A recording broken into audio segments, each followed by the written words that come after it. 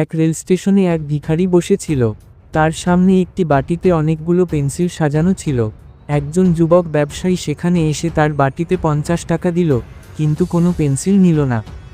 ব্যবসায়ী ট্রেনে উঠে বসলেন। ট্রেনের দরজা প্রায় বন্ধ হয়ে যাচ্ছিল, হঠাৎ তিনি ফিরে এলেন।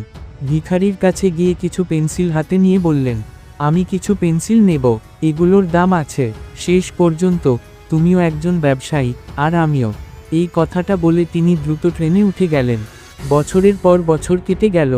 একদিন সেই ব্যবসায়ী একটি অনুষ্ঠানে গিয়েছিলেন। সেখানে স্যুট টাই পরে উপস্থিত ছিলেন একজন ভদ্রলোক। তিনি ব্যবসায়ীকে দেখে এগিয়ে এসে বললেন, আপনি হয়তো আমাকে চিনবেন না, কিন্তু আমি আপনাকে মনে রেখেছি। তারপর তিনি সেই স্টেশনের ঘটনার কথা স্মরণ করিয়ে দিলেন।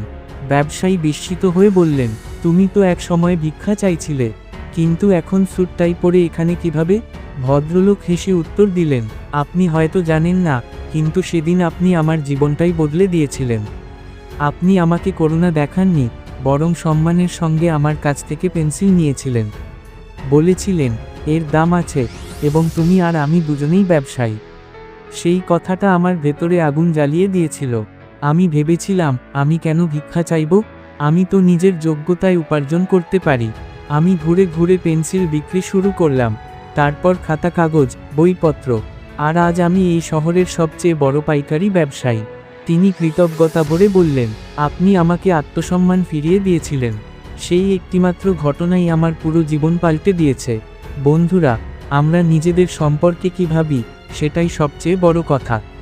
অন্যেরা আমাদের নিয়ে কী ভাবছে, সেটি ততটা গুরুত্বপূর্ণ নয়।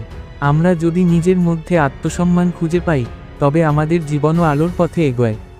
আত্মসম্মান থেকেই জন্ম নেয় আত্মপ্রেরণা, আর সেই প্রেরণাই পারে আমাদের ভাগ্য বদলে দিতে।